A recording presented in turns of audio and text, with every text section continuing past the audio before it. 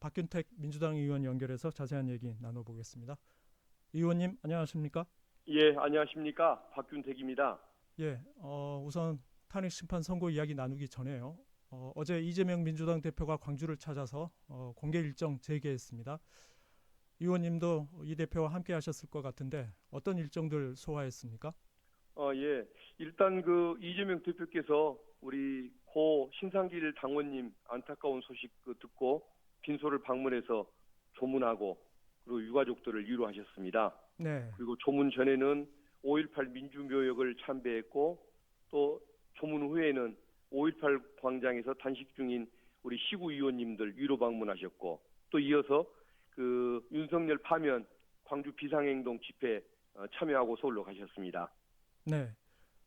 지금 윤 대통령 탄핵 심판에 대한 선고가 임박한 상황이기 때문에 이 대표의 광주 방문이 주목됐는데요.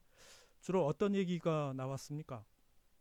5.18 민주묘지 방명록에 친필로 적은 내용이 핵심 같습니다. 네, 5월 정신으로 빛의 혁명을 완수하겠습니다. 라는 그런 내용입니다. 민주주의가 어떤 위기에 놓여 있는 이 상황에서 단식이든 집회 참석이든 결기를 보여준 광주 시민들께 어떤 감사한다는 그런 언급이 있었고 예, 또 12.3 내란을 극복하기 위해서 죽을 힘을 다하겠다. 그런 각오를 다지는 말씀들이 있었습니다. 네. 어제 뉴스를 보면 민영배 민주당 의원이 단식하다가 병원으로 이송됐다는 얘기도 있었는데요. 이재명 대표가 시의원, 구의원들의 단식 현장 찾아서 단식을 이쯤에서 접었으면 어떠냐 그런 얘기를 했다고 하는데 지방 의원들의 단식은 어떻게 계속 진행되나요? 아니면 예, 멈춥니까? 어제 그 말씀 이후에 어쨌든 또 힘을 내서 싸우는 것도 중요하다는 인식들을 갖고 시구위원님들이 이 단식 농성을 중단한 걸로 알고 있습니다. 예. 현재 헌법재판소의 윤 대통령 탄핵 심판 선고가 늦어지고 있습니다. 왜 이렇게 선고가 늦어지고 있다고 보십니까? 12.3 불법 비상계엄 선포 행위 이게 위헌이고 위법이라는 점에 대해서는 재판관들 사이에서 이견이 없을 겁니다. 네, 다만 윤석열 피청구인 국힘 측에서 온갖 어떤 주장들을 많이 하는 것 같습니다. 소각하 주장을 비롯해서 온갖 시비를 걸고 법 기술을 부리고 그러다 보니까 그 주장들에 대해서 하나하나 검토하고 재판관들 사이에 합의를 이루어내가는 그 과정 이것들이 생각보다 길어지고 있는 것 같습니다. 저도 좀 답답한데 어쨌든 헌재의 신중함도 이해는 됩니다만은 그보다는 상식적인 다수의 국민들께서 고통스러워하고 있고 또 평온한 삶이 무너지고 있는 이런 사실들 이걸 좀 심각하게 좀 받아들였으면 하는 바람이 있습니다. 네. 통상적으로 헌재가 선고 2, 3일 전에 선고일을 고지해 왔기 때문에요.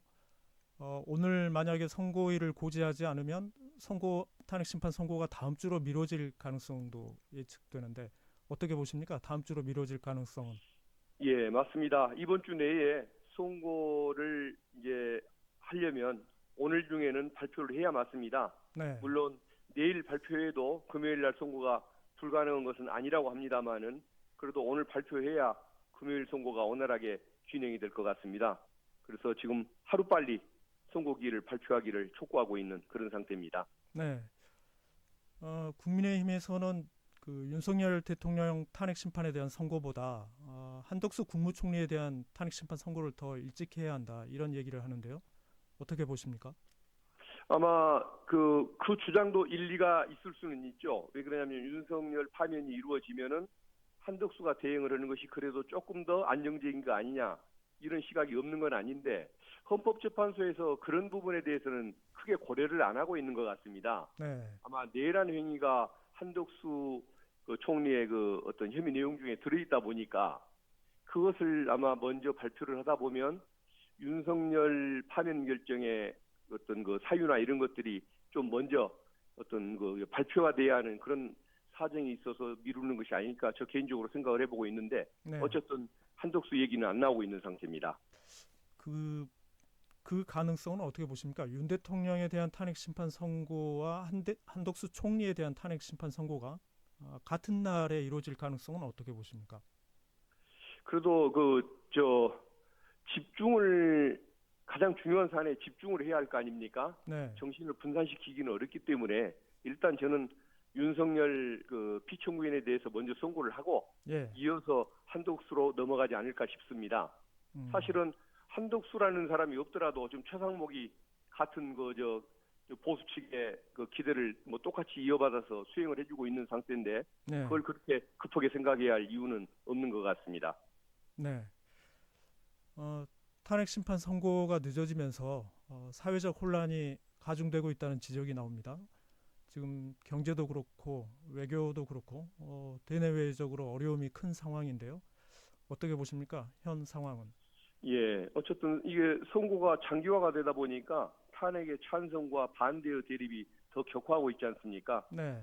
분열의 골이 이제 더 깊어질수록 그 치유 또 이제 회복을 위해서 걸리는 시간이 더 길어지게 될 겁니다. 그래서 다음 정부에게는 만만치 않은 과제가 될 것인데 하루빨리 해줬으면 좋겠다는 생각이고 그리고 사회 분열을 또 넘어서 어떤 대외적인 경제, 외교, 안보도 굉장히 불안한 상황 아닙니까? 네. 트럼프 행정부 그 출범 이후에 미국이 전 세계를 상대로 무역 전쟁을 벌이고 있고 우방 뭐 동맹 가리지 않고 지금 공격을 해오고 있는 상황인데 하루속히 좀 헌재가 윤석열 탄핵 인용하고 또 조기 대선을 통해서 새로운 정부를 빨리 구성하게끔 도와줘야 할 그 절실한 상황이라고 생각합니다.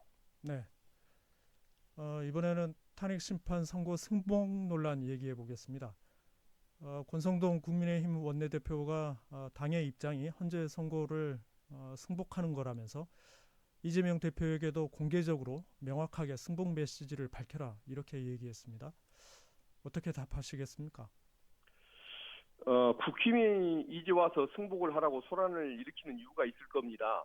첫째는 허세를 부르는 측면, 또 두 번째는 현실적으로 어차피 파면 결정이 나면 대선을 치르기 위해서 뭐 준비를 해야 하니까 선거에 승복하고 들어갈 수밖에 없는 현실론도 있을 것입니다. 예. 그리고 또 하나는 민주당이 그 승복 선언을 하면 헌재가 그 압박을 덜 느끼고 혹시라도 기각 가능성을 높일 수 있지 않을까 하는 그런 기대를 갖는 것 같습니다. 네. 그렇지만은 살인 범죄자에게는 당연히 유죄가 선고돼야 하는 것이지 무죄가 선고되어도 승복하라는 주장 이것은 너무 반상식적인 것 아닙니까?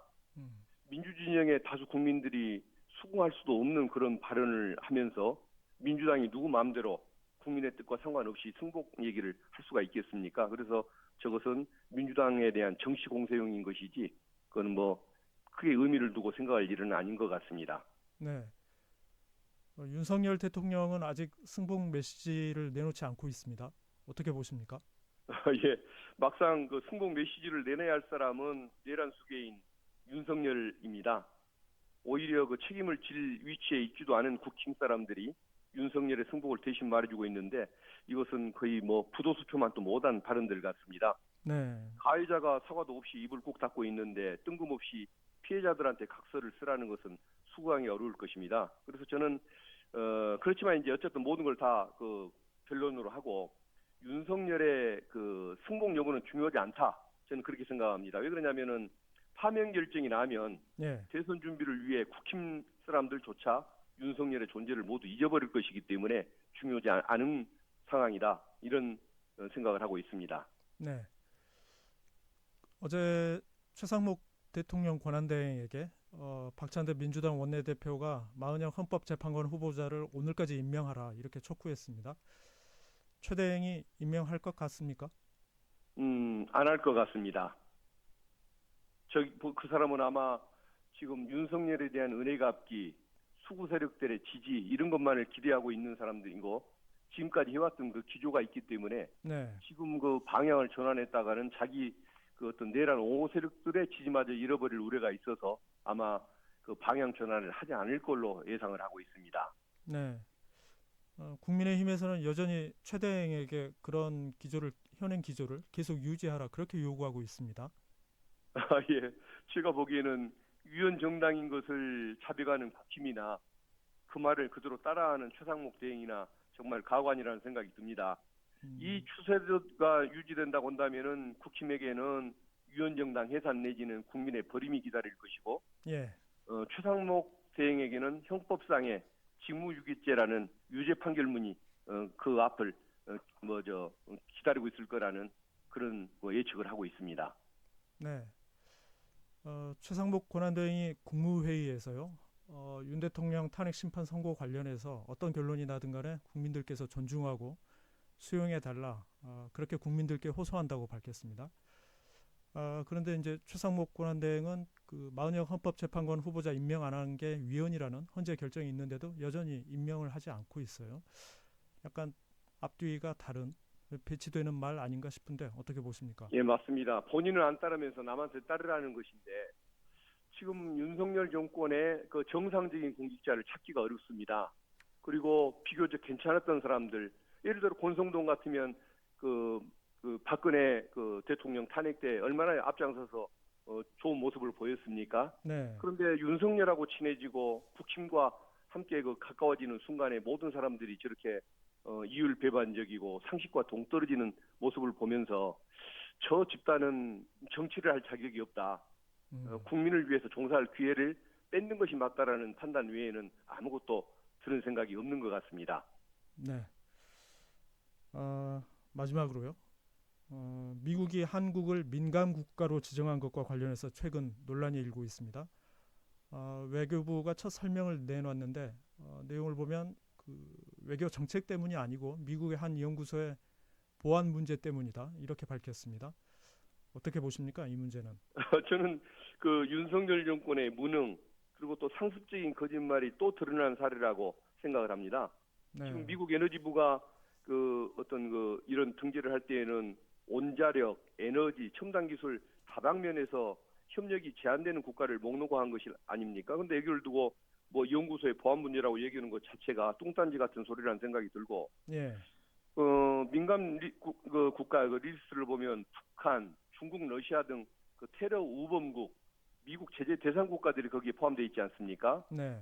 그렇게 한미일 협력을 외치면서 북중러를 적대시하다가 막상 미국에 의해서 북중러와 함께 묶여버리는 이런 그 상황을 보면 윤석열 정권의 어떤 하는 그 행태들이 얼마나 한심한가 이런 생각이 듭니다. 문재인 정부 때 2020년입니까? 그때 그 G7 정상회의에 처음으로 초청까지 되는 그런 영광도 있었는데 윤석열 정권 3년 만에 대한민국의 위상이 이렇게 처참한 지경까지 이르는 걸 보면은 참 국민들이 정권 선택을 잘하는 것이 가장 큰 대한민국의 숙제가 아닐까 그런 생각을 갖습니다. 네. 오늘 말씀은 여기까지 듣겠습니다. 고맙습니다. 예, 감사합니다. 지금까지 박균택 민주당 의원이었습니다.